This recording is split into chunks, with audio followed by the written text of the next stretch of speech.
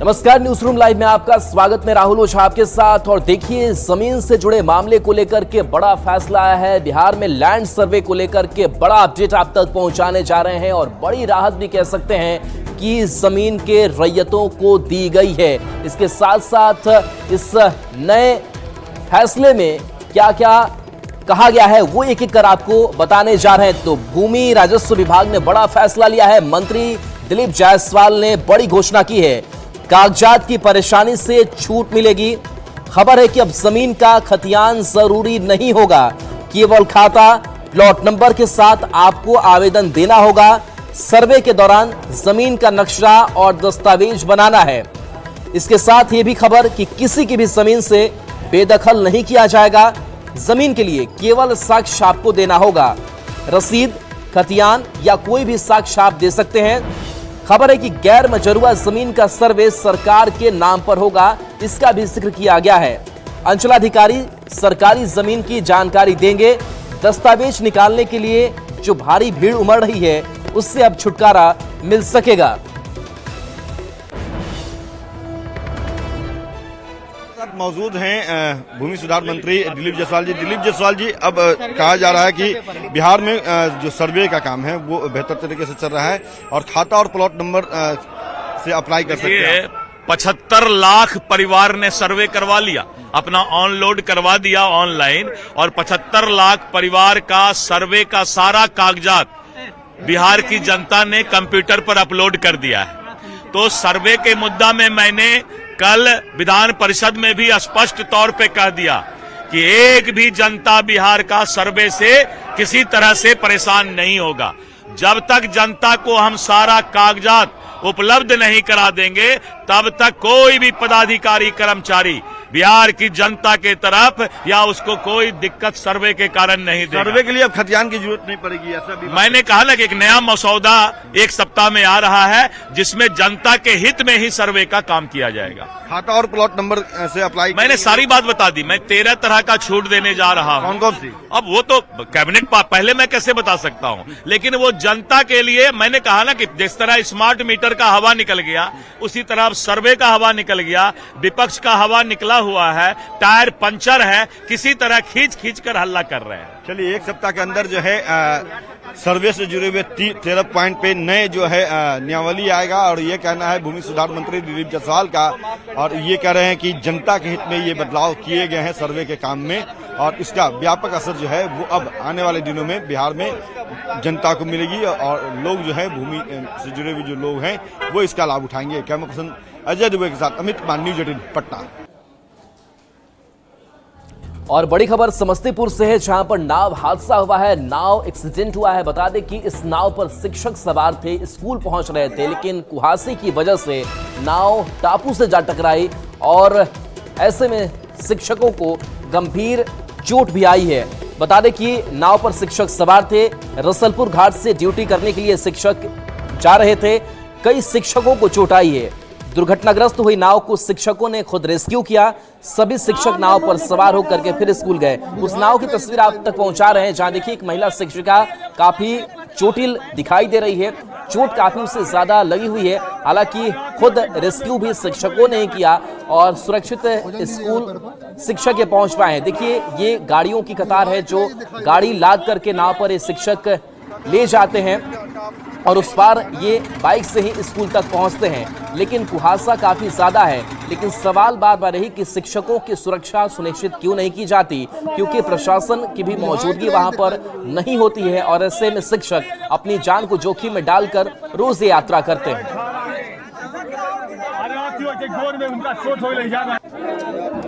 वजन दीजिएगा पैर पर। और देखिए, बिहार विधानमंडल के शीतकालीन सत्र का आज चौथा दिन है और आज बिहार विधानसभा के सदस्यों की बात करें, विपक्षी सदस्यों की, तो उन्होंने जमकर आज भी हंगामा किया है। लगातार कई मसलों पर सरकार को विपक्ष घेर रहा है और ऐसे में विपक्ष के विधायकों ने भूमिहीनों को 5 डिसमिल जमीन देने की मांग के साथ किसानों को पर्याप्त मात्रा में डीएपी उपलब्ध कराने की मांग को लेकर प्रदर्शन किया है। हम लोगों का मांग है सरकार से, सरकार तमाम गरीबों को 5 डिसमिल जमीन और बांस और चास दोनों जमीन उपलब्ध करवावे।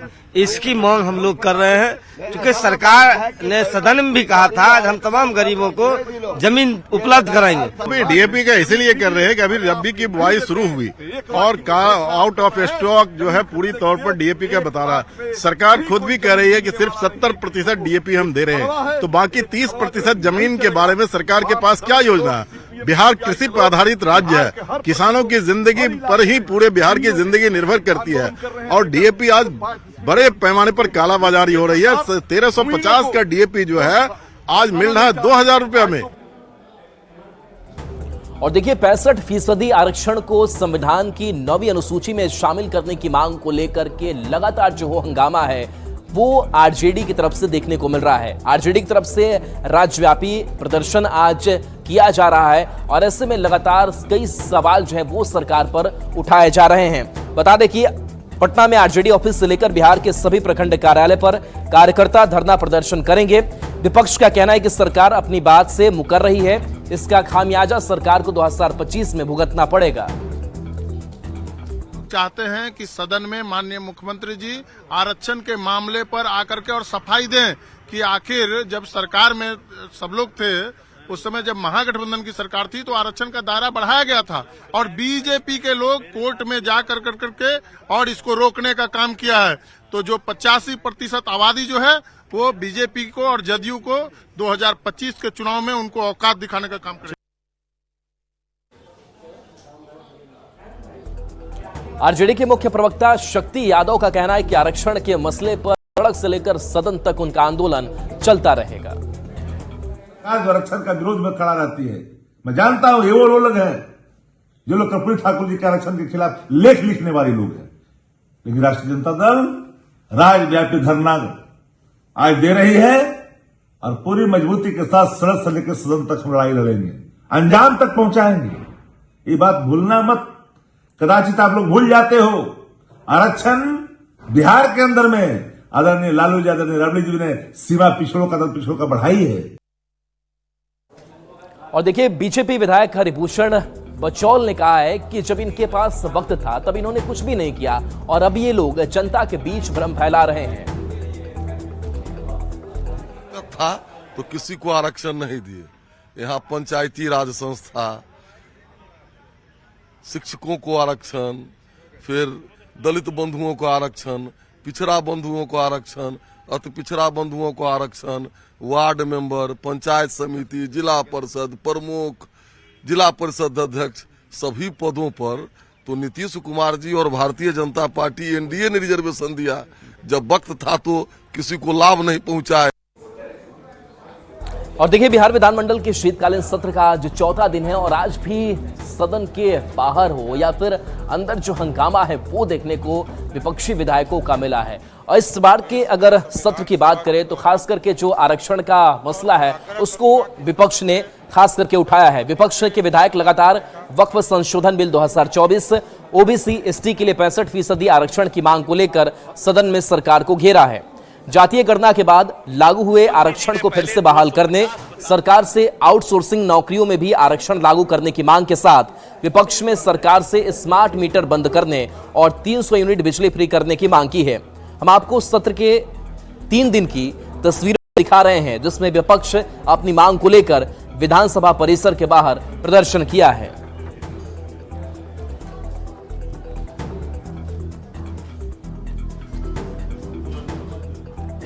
और देखिए संसद भवन में प्रियंका गांधी ने अपनी शपथ को पूरा किया है।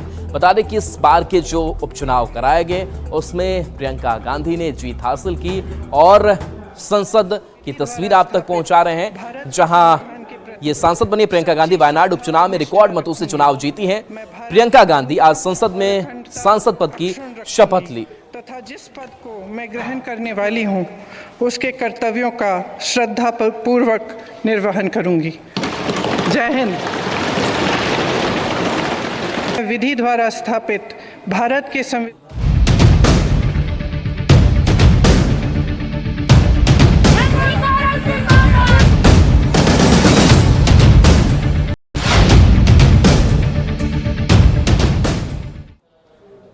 और देखिए, झारखंड की सियासत के लिए आज का दिन बहुत बड़ा होने जा रहा है, क्योंकि आज मुख्यमंत्री के तौर पर हेमंत सोरेन चौथी बार शपथ लेने जा रहे हैं और एक रिकॉर्ड कायम होगा कि पहली कोई सरकार जो रिपीट दूसरी बार होने जा रही है। तो 14वें सीएम के रूप में शपथ हेमंत सोरेन लेंगे। मोरहाबादी मैदान में शाम 4 बजे इस शपथ ग्रहण समारोह को रखा गया है।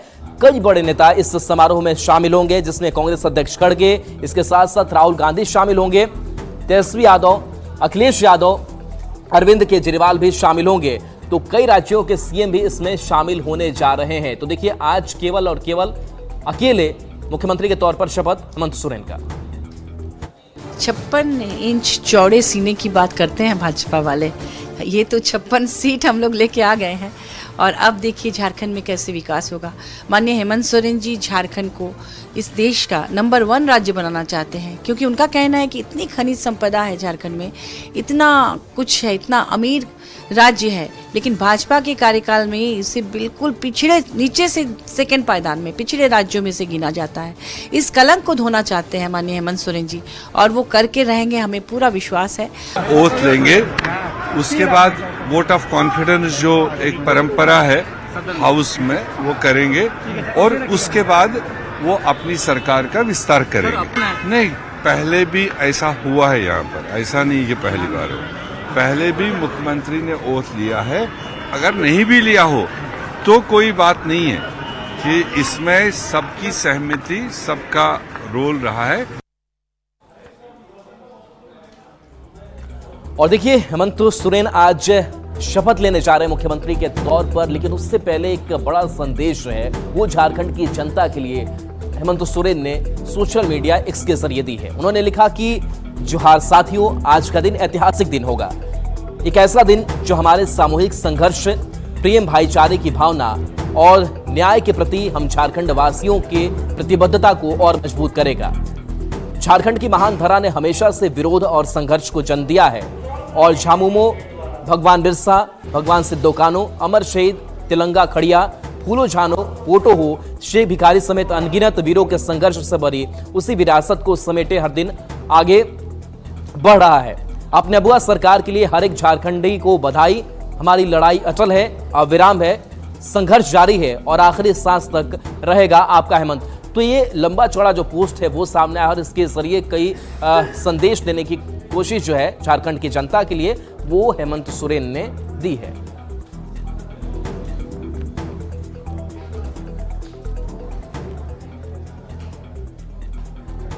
तो देखिए, एक बार फिर से झारखंड की सत्ता पर काबिज हो रहे हैं हेमंत सोरेन। आज शपथ ग्रहण होना है, लेकिन सबसे ज्यादा अगर खुशी की बात करें तो उनके पैतृक गांव में है, जहां लोग काफी उत्साहित हैं कि उनके घर, उनके गांव का जो बेटा है एक बार फिर से मुख्यमंत्री की कुर्सी संभालेगा। नई सरकार से लोगों को काफी उम्मीद भी है। ग्रामीणों से बात की संवाददाता जावेद खान ने।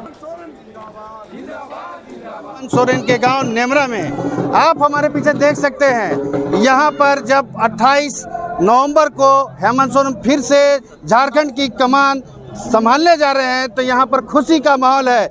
कुछ लोगों से सीधे बात करेंगे। बताइए, हेमंत सोरेन दोबारा यहाँ मुख्यमंत्री बनने जाने कैसा महसूस कर रहे हैं आप? हमारा गांव का बेटा अगर यहाँ पर मुख्यमंत्री बन रहा है, ये हमारे लिए बहुत ही गर्व की बात है। और ये हमारे पूर्व सीएम रह चुके हैं और वर्तमान में जिस प्रकार उनका कार्यशैली रहा उसको मद्देनजर रखते हुए झारखंड की जनता ने जो उनके काफी खुशी है। वो यहाँ पर नहीं देख रहे हैं, यहाँ पर भीड़ देखिए, बस उन्हीं का खुशी, उनको देखने के लिए यहाँ सब पहुँचे हुए थे। आपका क्या नाम है? कृष्णा। कैसा लग रहा है नेमरा का? बहुत बढ़िया, बहुत बढ़िया, बहुत बढ़िया लग रहा है, बहुत बढ़िया, अच्छा लग रहा है। कुछ महिलाओं से बात करते हैं। बताइए, हेमंत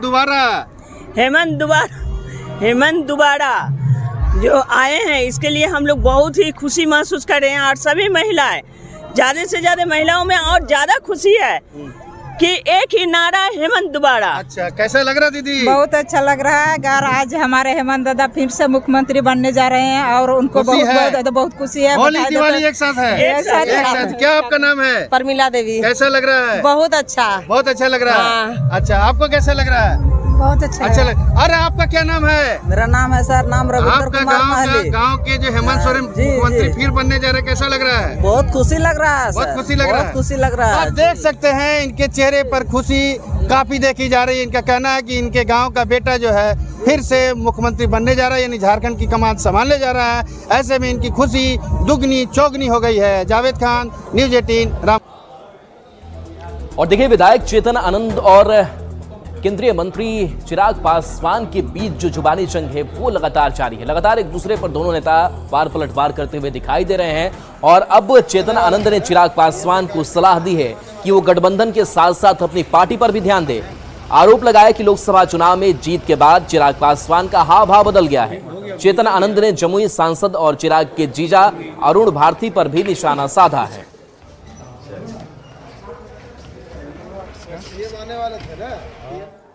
100 में से 100 स्ट्राइक रेट हुआ है। उसके बाद के चिराग पासवान और उससे पहले के चिराग पासवान में हमें जो मालूम हुआ है, और ये हमें उन्हीं के पार्टी के बहुत विश्वस्त लोग, मतलब ऐसे लोगों से पता चला है जो विश्वसनीय हैं उनके, और उन्होंने बताया कि उसमें बड़ा फर्क है। और आपको ये हिदायत है, एक छोटे भाई होने के नाते हम आग्रह कर सकते हैं कि आप फिर से पुनः ये पार्टी टूटे नहीं, उसके ऊपर ज्यादा ध्यान दीजिए, है ना। ऐसी भी खबरें आ रही हैं, आप अपने पार्टी को बचाइए। आपके कार्यशैली से बहुत लोग नाराज हो रहे हैं। खबर बेगूसराय से, जहां एक 3 साल के बच्चे के अपहरण की आशंका जताई जा रही है। पुलिस हालांकि पूरे मामले की छानबीन में जुटी हुई है। परिजन बच्चे के काफी परेशान है। पुलिस में उन्होंने शिकायत दर्ज कराई है। पुलिस इस बात का पता लगाने में जुटी हुई है कि आखिर ये बच्चा कहां गायब हुआ है। बता दें कि अभी तक पुलिस को भी कोई सफलता हाथ नहीं लगी है। साथ ही परिजनों का रो रो कर बुरा हाल है। वो लगभग 5 बजे से गायब है, जो अभी तक नहीं मिल पाया है। हम यहाँ पर इडली बेचते हैं। मेरा घर नवादा हुआ, हम और हमारे बीवी और बच्चा, वो लड़का रहता था, एक बेटी है, उसके साथ रहते थे। हम घूम घूम के इडली बेचते हैं, इडली सांभर बाज़ार में बेचते हैं, पैदल घूम घूम के हाथ में लेके। यहाँ बच्चा खेल रहा था, खेलते खेलते गायब हो गया। हम सब खोज के, सभी परिवार खोज करके हम परेशान हो गए, अभी तक नहीं मिल पाया मेरा बच्चा। 4 बजे बउआ के देखे, फिर सब बच्चा लोग खेल के गया रूम में, बउआ के देखे तो नहीं है। 5 बजे आए देखने के लिए तो बउआ नहीं है। सब हम लोग सब खोजने लगे, खोजते खोजते उधर गए तो बउआ ये सब नहीं है। रोते रोते हालत खराब हो गए। क्या लगता है? कोई उठा के लेके चल गए। परिजन के द्वारा बताया गया कि 3 बरस का बच्चा था। वो इसी लॉज के 2 और छोटे छोटे बच्चे जो हैं, एक 6 बरस के, एक 5 बरस के साथ यही बाहर में निकला था खेलने के लिए। उसके बाद वो दोनों बच्चे भीतर लॉज में चले गए। उस बच्चा के बारे में बोला कि वो सड़क के किनारे सड़क की तरफ चला गया। उसके बाद उसके परिजन जब खोजे तो उसके बाद से बच्चा अभी तक मिला नहीं है। आसपास के CCTV फुटेज को भी खंगाला गया है, लेकिन कोई संदिग्ध गतिविधि उस बच्चे को ले जाने संबंधी अभी तक प्राप्त नहीं हुई है। बाकी भी तकनीकी एवं गैर तकनीकी रूप से इस संबंध में पता किया जा रहा है। बड़ी खबर नवादा से, जहां जिले में एक भी शव वाहन उपलब्ध नहीं है, और ऐसे में आप कितनी परेशानी होती होगी समझ सकते हैं। बताया जा रहा है कि निजी जो एम्बुलेंस है उनका सहारा लेना पड़ता है, और कई बार ठेले का भी इस्तेमाल किया जाता है। तस्वीरें वहां की दिखा रहे हैं। कई बार निजी एम्बुलेंस पे शव ले जाने के को तैयार नहीं होते हैं। हालांकि पूर्व में राज्य स्वास्थ्य समिति की ओर से एम्बुलेंस सेवा देने वाली एजेंसी के माध्यम से एक शव वाहन उपलब्ध कराया गया था, लेकिन वो पूरी तरह से खराब हो चुका है और उपयोग करने की स्थिति में नहीं है। जरूरतमंद लोगों को शव ढोने के लिए ठेले का सहारा लेना पड़ता है। हाल ही में रेलवे लाइन के किनारे से अज्ञात युवक का शव बरामद किया गया था। 2 दिन पहले शव का अंतिम संस्कार कराया गया। बताया गया कि शव वाहन नहीं होने की स्थिति में ठेले से शव को अंतिम संस्कार के लिए सदर अस्पताल से शमशान घाट ले जाना पड़ा। शव वाहन के बारे में कहा गया है कि शव वाहन एकदम कंडम हो चुकी है। ये जिम्मेवारी हमने यहाँ के जिला स्वास्थ्य प्रबंधक को दी थी कि वो सबसे ले करके इन्वेंट्री ले करके और हमको उपलब्ध कराएं, ताकि हम राज्य स्वास्थ्य समिति में ये भेज सके कि क्या क्या कमी है और उसकी प्रतिपूर्ति वहां से हो सके, या प्रतिपूर्ति राशि कितनी लगेगी इसके बारे में बताया जा सके, ताकि जेन प्लस उसको रोड पर ऑन रोड ला सके। अभी most of the ambulance of road है, क्योंकि उसकी स्थिति इतनी अच्छी नहीं है कि वो रोड पर चलाई जा सके। और देखिए, इस घटना के बाद कई सवाल भी हैं, और सवाल ये कि स्वास्थ्य मंत्री जी अस्पताल का हाल देखिए, क्योंकि ये हाल इस जिले का है। क्या अस्पताल में एम्बुलेंस नहीं है? सवाल भी है। ठेले पर यहां शव ले जाया जाता है, और सवाल भी कि शव वाहन की व्यवस्था क्यों नहीं की गई है।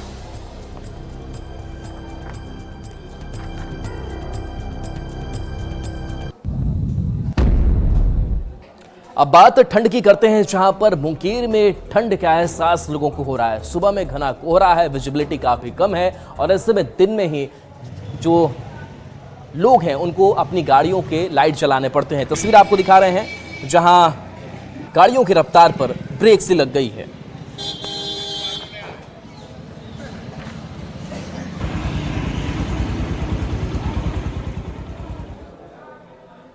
और चलिए, न्यूज रूम लाइव में इतना ही। न्यूज 18 बिहार झारखंड पर खबरें आपके लिए लगातार जारी है।